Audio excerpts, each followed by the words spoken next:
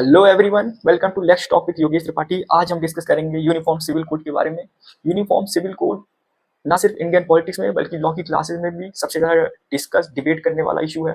Highly contentious है, widely misunderstood topic है। अगर आप मुझे शुरुआत के 3-4 मिनट भी दे देंगे, आई प्रॉमिस आपके बहुत सारे जो मिसकॉन्सेप्शन है यूनिफॉर्मिटी ऑफ लॉ से रिलेटेड और uniform civil code in particular से रिलेटेड वो चेंज होंगे। तो सबसे पहले यूनिफॉर्म सिविल कोड के डिस्कशन से पहले बस हम समझ लेते हैं कि ब्रॉड आइडिया क्या है यूनिफॉर्म सिविल कोड से। तो यूनिफॉर्म सिविल कोड में जो यूनिफॉर्म है उसका मतलब है यूनिफॉर्मिटी से। यूनिफॉर्मिटी दो लेवल पे, पहला throughout across the region और दूसरा across the communities. Across the region मतलब जम्मू एंड कश्मीर से कन्याकुमारी, गुजरात से लेकर अरुणाचल प्रदेश तक। अक्रॉस द कम्युनिटीज मतलब हर एक सेक्ट, हर एक रिलीजन पे एप्लीकेबल हो, हिंदू पे, मुस्लिम पे, सिख पे, क्रिश्चियन पे, सभी पे। जब सिविल की बात करते हैं तो सिविल राइट्स में भी सिविल पर्सनल राइट से बात करते हैं। सिविल पर्सनल राइट्स का मतलब वो राइट्स जिनका ऑरिजिन रिलीजन से है। तो आपका marriage, divorce, maintenance, adoption and guardianship, succession और इनहेरिटेंस जैसे राइट्स को रेगुलेट करने के लिए यूनिफॉर्म सिविल कोड ले आने की बात होती है। जब हम कोड की बात करते हैं, कोड मीन्स कंसोलिडेटेड एक्ट, मतलब जो एग्जिस्टिंग लॉस है उनको कंपाइल कर दिया गया है। ये जरूरी नहीं कि वो एक मोटी बुक हो जैसे कोड ऑफ सिविल प्रोसीजर है। वो ऐसा भी हो सकता है जैसे हिंदू कोड बिल जब ट्रांसलेट हुआ लॉज में तो वो 4 अलग-अलग लॉज बने। आपका हिंदू मैरिज एक्ट बना, आपका हामा बना, आपका गार्जियनशिप एडॉप्शन गार्जियनशिप एक्ट बना, आपका हिंदू सक्सेशन एक्ट बना। तो जो यूसीसी है वो हो सकता है कि 2-3 लॉज अलग-अलग हों। एक यूसीसी मैरिज के लिए, एक यूसीसी एडॉप्शन के लिए, इस तरीके से। तो बेसिकली हम डिस्कशन क्यों करते हैं यूनिफॉर्म सिविल कोड की आर्टिकल 44 की वजह से। टीपीएसपी में आर्टिकल 44 पॉजिटिव ऑब्लिगेशन लगाता है स्टेट के ऊपर कि उसको जो है अपने सिटीजन के लिए यूनिफॉर्म सिविल कोड बनाना होगा जो through out the territory of India implement हो। अब यहाँ पे फोकस 2 वर्ड्स पे करना है, द स्टेट पे और through out the territory of India पे।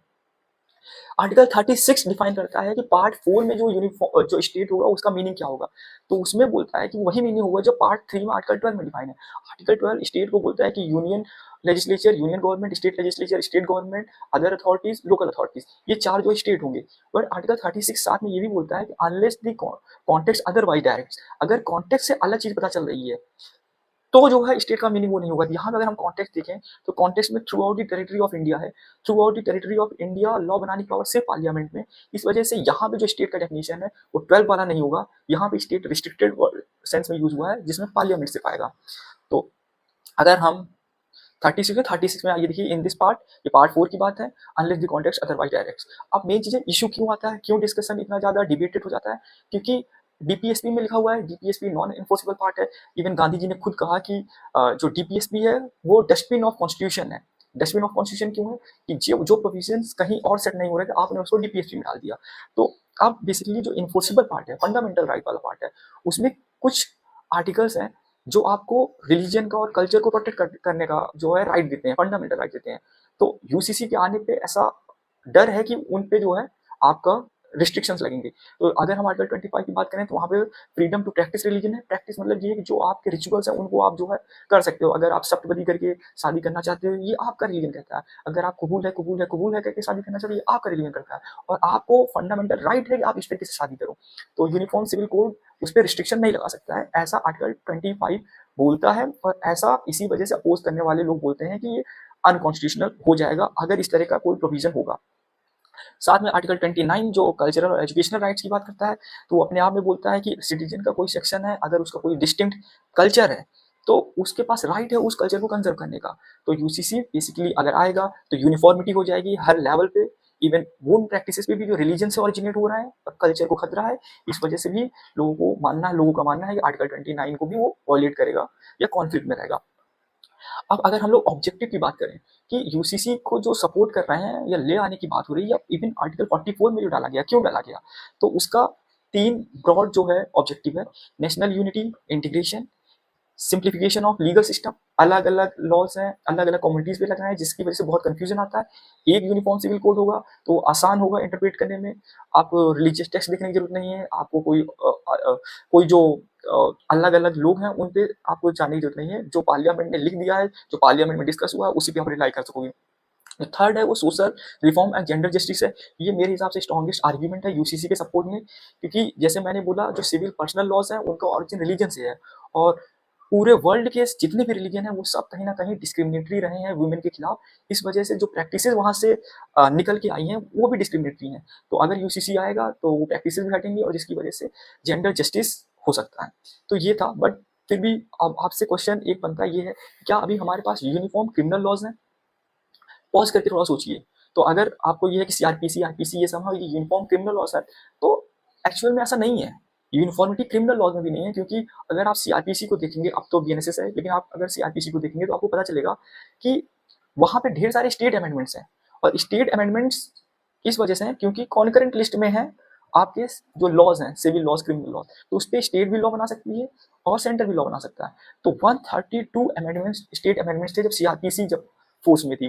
आप अगर आर्टिकल सेक्शन 125 सीआरपीसी का देखेंगे तो उसमें मध्य प्रदेश का एक जो है अमेंडमेंट था, जिसमें ये था कि even grand father grand mother भी इंटाइटल होंगे मेंटेनेंस के लिए। इस तरह के कई अमेंडमेंट्स थे। तो स्ट्रिक्ट सेंस में यूनिफॉर्मिटी क्रिमिनल लॉज में भी नहीं है। और अगर आप देखेंगे, ऐसा नहीं है कि सारे ही सिविल लॉ जो है नॉन यूनिफॉर्म है। आपका इंडियन कॉन्ट्रैक्ट एक्ट है, वो जो है यूनिफॉर्म है। टीपीए है, वो जो है कंपनी लॉज हैं, वो है। तो बेसिकली सिर्फ वो सिविल राइट्स जो पर्सनल राइट्स हैं, जिनका ऑरिजिन रिलीजन से है, सिर्फ वो यूनिफॉर्म नहीं है। और अगर आप देखिए, यूनिफॉर्मिटी कॉन्स्टिट्यूशन के कभी भी एम नहीं था।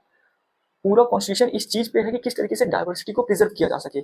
इसी वजह से आप देखेंगे कि जो हमारा कॉन्स्टिट्यूशन है वो फेडरल फॉर्म ऑफ गवर्नमेंट की बात करता है। Federal form of government, state चाहे अलग प्रैक्टिस करे, अलग तरीके से लॉ बनाए, सेंटर जो है सिर्फ यूनिफॉर्म चीजों पे, जहाँ यूनिफॉर्म की जरूरत है उस पर लॉ बनाए।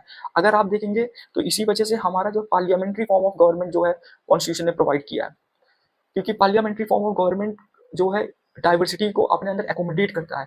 प्रेसिडेंशियल फॉर्म ऑफ गवर्नमेंट में वो चीज़ नहीं थी। तो ये चीज़ भी है।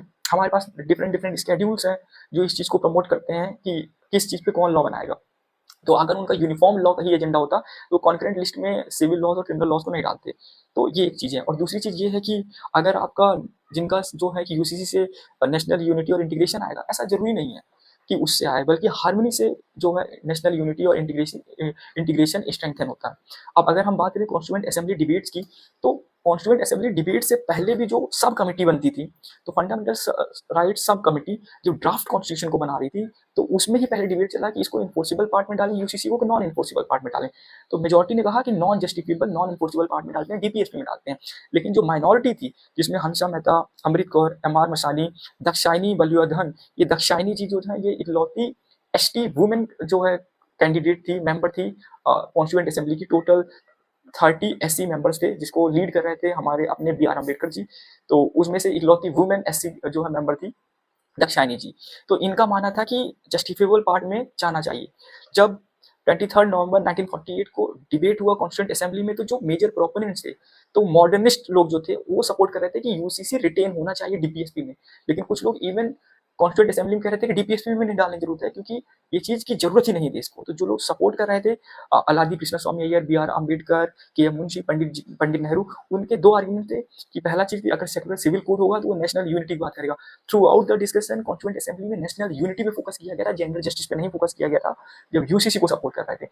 बट आज के टाइम पे जेंडर जस्टिस स्ट्रॉन्गर आर्गुमेंट है नेशनल यूनिटी के कंपैरिजन में। दूसरा ये चीज था कि टर्की और इजिप्ट में यूसीसी था, और जो लोग ये कह रहे थे कि अगर यूसीसी आएगा तो माइनॉरिटी की जो राइट्स हैं वो जो है उतना सिक्योर नहीं होंगे, तो उन्होंने एग्जांपल दिया वहाँ पे है और वहाँ पे सिक्योर है। जबकि जो अपोज कर रहे थे उसमें कंजर्वेटिव जो मेंबर्स थे, जैसे कि राजेंद्र प्रसाद जी, सरदार पटेल जी, जो माइनॉरिटी के मेंबर्स थे, मोहम्मद इस्माइल साहिब और महबूब अली बेग, उन्होंने अपोज किया उसको। और उनका भी अपोजिशन टू फोल्ड था। पहला ये with regard to very idea of UCC, उनका तक आपने फ्रीडम ऑफ रिलीजन दिया है तो इसके अगेंस्ट में ही है ये यूसीसी, तो आ ही नहीं सकता। उस टाइम पे ड्राफ्ट आर्टिकल 19 जो था वो आज का आर्टिकल 25 है। और with regard to manner of implementation की, एक टाइम पे आप जो है इंप्लीमेंट नहीं कर सकते हो यूनिफॉर्म सिविल कोड, बिना कंसेंट के नहीं इंप्लीमेंट कर सकते हो, उनका ये ऑपोजिशन था। और इसी के रिस्पॉन्स में इवन कॉन्स्टिट्यूएंट असेंबली डिबेट में बी.आर. अम्बेडकर जी ने खुद कहा कि कोई पागल गवर्नमेंट होगी जो बिना कम्युनिटी के कंसेंट से जो है यूसीसी ले आएगी। ये खुद उनके वर्ड्स थे बी.आर. अम्बेडकर जी के। अगर हम लोग सुप्रीम कोर्ट के ओपिनियन की बात करें, चार इंपॉर्टेंट केसेस आते हैं यूनिफॉर्म सिविल कोड से रिलेटेड। एक आता है मोहम्मद अहमद खान साहबान वर्सेस साहबानो 1985 का, Sarla Mudgal versus union of India 1995 का, John Vallamattom versus union of India 2003 का, और 2019 का जॉन पाइलो कोटिनो केस। तो इन सब में उन्होंने एक ही चीज बोला, चूंकि ऑबिटर डिक्टा है, रेशियो डेसिडेंट भी नहीं है। रेशियो डेसिडेंट इस वजह से नहीं है कि इसके बेसिस पे डिस्प्यूट सेटल नहीं किया गया था, जो कोर्ट का केस था वो इनका बिना बोले भी सेटल हो जाता। तो ये ऑबिटर डिक्टा था, परसुएसिव वैल्यू रखता है, इस वजह से आप जो है कोट कर सकते हो अपने आंसर में। शाहबानो में उन्होंने क्रिटिसाइज किया कि इतने साल हो गए आज भी आर्टिकल 44 डेड लेटर है, डीपीएसपी में है, तो इस वजह से स्टेट को उस पर लॉ बना देना चाहिए, नेशनल इंटीग्रेशन स्ट्रांग होगा। और जबकि शाहबानो के बाद ये एडिशनल है, यूसीसी से रिलेटेड नहीं है, कि उन्होंने एक्ट लिया है women protection of rights on divorce act 1986। इसको चैलेंज किया गया डैनियल लतीफी केस में। डैनियल लतीफी बेसिकली शाहबानो की लॉयर थी जिन्होंने उसको चैलेंज किया जब ये नया एक्ट आया, और सुप्रीम कोर्ट ने इसको अपहेल्ड किया कॉन्स्टिट्यूशनल वैलिडिटी को। सल्ला मुद्गल केस में एक आदमी ने सिर्फ दूसरी शादी करने के लिए इस्लाम में कन्वर्जन कर लिया, तो वहां पर भी क्रिटिसाइज किया क्योंकि पर्सनल लॉज हैं, क्योंकि पर्सनल लॉज में लूप होल है, इस वजह से लोग उसका मिसयूज कर रहे हैं। और उसका सॉल्यूशन हमारे सुप्रीम कोर्ट ने निकाला कि अच्छा पर्सनल लॉ की वजह से मिसयूज है, पर्सनल लॉ ही हटा दो। ये तो बिल्कुल वैसे एक अच्छा आईपीसी में लूप होल्स है, उसका कोई मिसयूज कर ले रहा है, आईपीसी हटा दो, तो लॉजिक था, ठीक है। सल्ला मुद्गल में उन्होंने इस चीज के लिए मिसयूज की वजह से उन्होंने कहा कि पर्सनल लॉ हटा के यूसीसी आना चाहिए। अगर जॉन वेलमेटम की बात करें तो ये जो क्रिश्चियन वुमेन थी उनको जो है डोनेट नहीं कर पाती प्रॉपर्टी, डिस्क्रिमिनेटरी प्रैक्टिस थी उनकी सक्सेशन इनहेरिटेंस एक्ट में, उससे रिलेटेड था। इसमें भी उन्होंने कहा कि आर्टिकल 44 जो है इस बेस पे प्रीमाइस है कि जो एक सिविलाइज सोसाइटी है वहाँ पे जो है पर्सनल लॉज में और रिलीजन में कोई कनेक्शन नहीं होता है। तो अब चूंकि हम सिविलाइज हो गए हैं, इस वजह से हमें ये बिल्कुल सही टाइम है यूसीसी इंप्लीमेंट कर देने के लिए। और जो उस पॉलो कुटिनो केस में ये उन्होंने गोवा का जो यूसीसी था उसको मतलब उसको अप्रिशिएट किया और उन्होंने बोला कि जब वहाँ पे एप्लीकेबल है तो बाकी जगह क्यों नहीं एप्लीकेबल हो सकता। ये परसुएसिव वैल्यूज हैं। बट अगर हम लोग कंक्लूजन की बात करें तो 21st लॉ कमीशन जो 2018 में था, चेयरमैन जिसके BS चौहान जी थे, उन्होंने खुद ये चीज बोला कि मतलब लॉ कमीशन ने कि UCC is neither necessary nor desirable at this stage, जरूरत भी नहीं है और चाहिए भी नहीं। उन्होंने रिकमेंडेशन अपने आप में इंपॉर्टेंट है कि we should focus on removing discrimination and not diversity, ensure uniformity of rights and not laws. तो ये दोनों ही जो रिकमेंडेशन थे वो अपने आप में अच्छे हैं कि आप जो है मैरिज का जो एक यूनिफॉर्म जो है एज डिसाइड कर दीजिए कि इसके ऊपर जो है आपका सबको शादी करने का हक है। डाइवोर्स के लिए उन्होंने रिकमेंड किया था कि नो फॉल्ट डाइवोर्स का प्रोविजन डाला जाना चाहिए हर उसमें जितने भी कम्युनिटीज उनकी प्रैक्टिस में। इस तरह का पीस मील अप्रोच हम लोग को रखना चाहिए। 20 लॉ कमीशन का रिकमेंडेशन था। BR अम्बेडकर जी का मैंने ये बताई दिया था। और uniformity never the aim of the, तो आर्टिकल 25, 26, 29 भी डाइवर्सिटी सिक्योर कर रहा है। फेडरल फॉर्म ऑफ गवर्नमेंट है ये भी सिक्योर कर रहा है।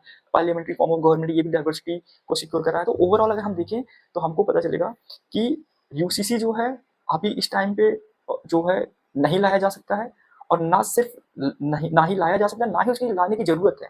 हम लोग की जो दिक्कतें हैं वो हम लोग ऑलरेडी जैसे ट्रिपल तलाक हटा जजमेंट से, उसी तरीके से हम लोग जो डिस्क्रिमिनेटरी प्रैक्टिसेस हैं वैसे भी हटा सकते हैं। आई होप आपको वीडियो अच्छा लगा। Thank you.